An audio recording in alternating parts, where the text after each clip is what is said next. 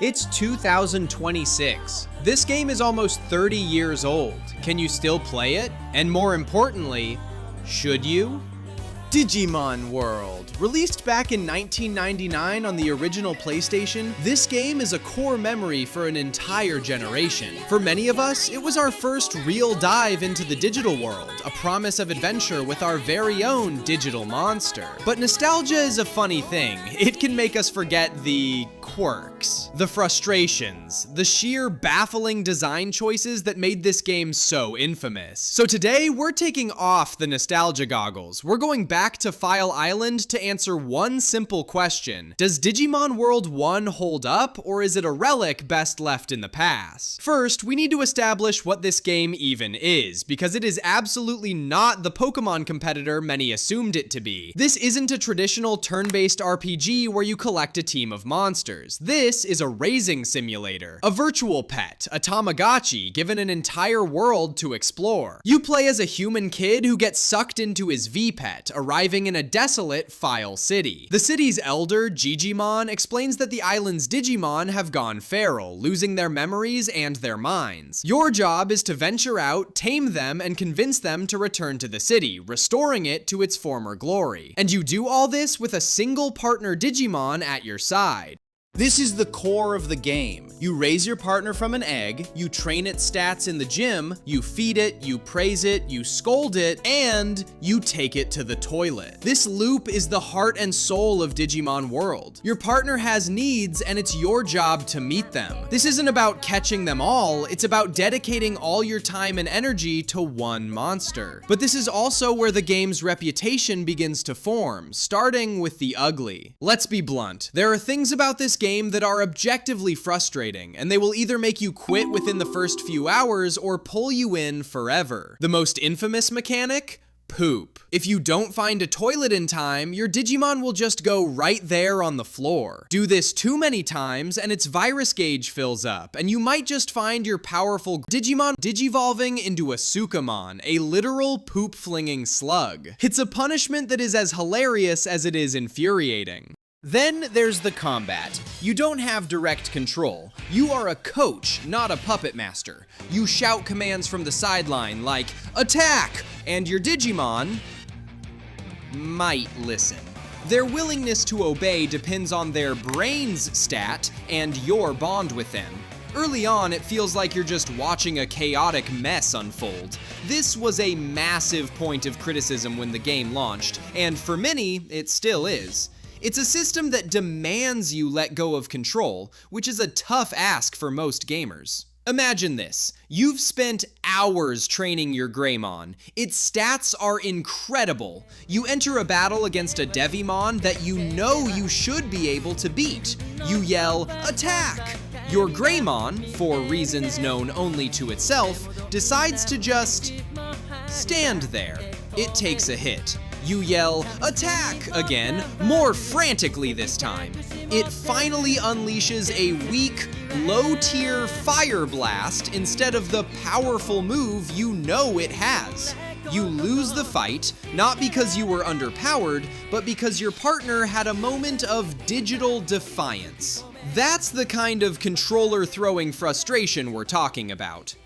But the biggest hurdle, the one that truly defines the Digimon World experience, is Digivolution. The requirements are so unbelievably cryptic that without a guide, it's a complete guessing game. Your Digimon's stats, its weight, the number of care mistakes you've made, its happiness, its discipline, all of it factors into what it becomes. It's entirely possible to do everything you think is right and still end up with Numemon, the green slug of failure, because you were 5 grams overweight or you fed it one too many times. Let's say you want a Meramon. You've looked at a guide, it says you need high offense and speed stats. So you grind in the gym for days, you hit the stat goals, but you didn't realize there was a weight requirement and you've been feeding your partner too many Digimushrooms. Or maybe you made one too many care mistakes by not getting to the toilet in time. So when the moment of Digivolution comes, instead of the fiery Meramon you were hoping for, you get Numemon.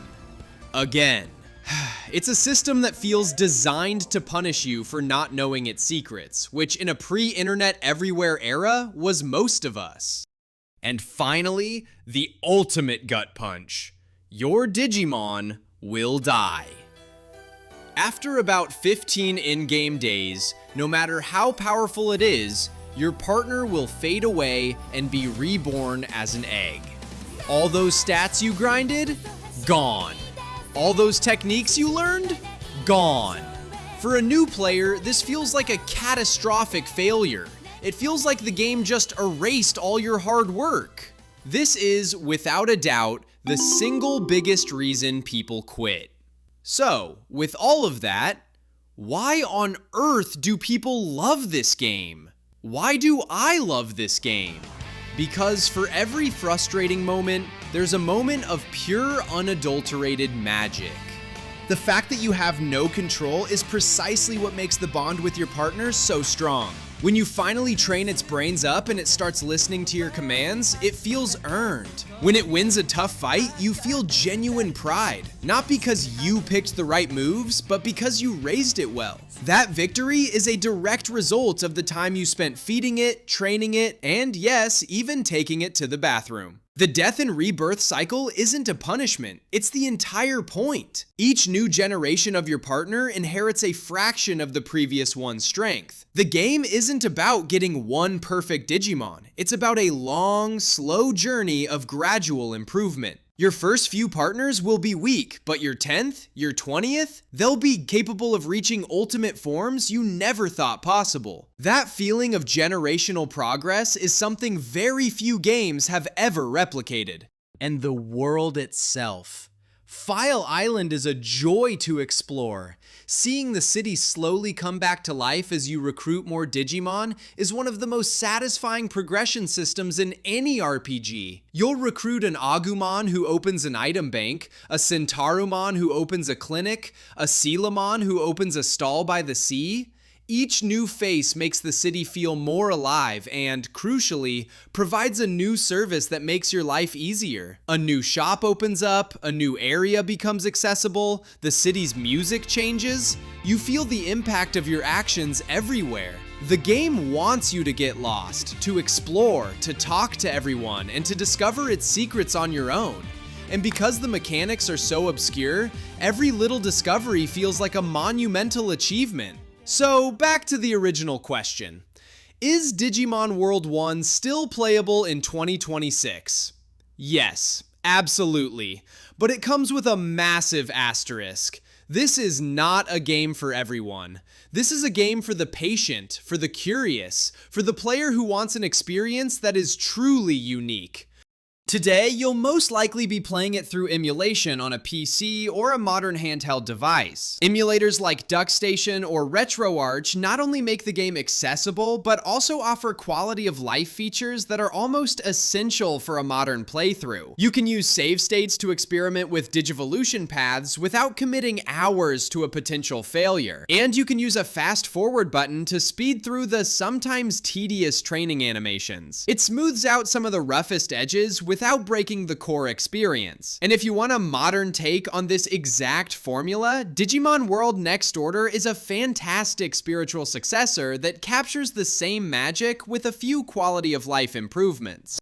Digimon World 1 is a game that asks a lot from you. It demands your patience, it demands you let go of control, and it demands that you, realistically, have a guide open on a second screen. But if you give it what it asks for, it will give you an experience that you will never, ever forget. It's a flawed, beautiful, frustrating, and deeply rewarding masterpiece. So what do you think? Is Digimon World a timeless classic or a frustrating mess? Let me know your memories of it down in the comments. Thanks for watching.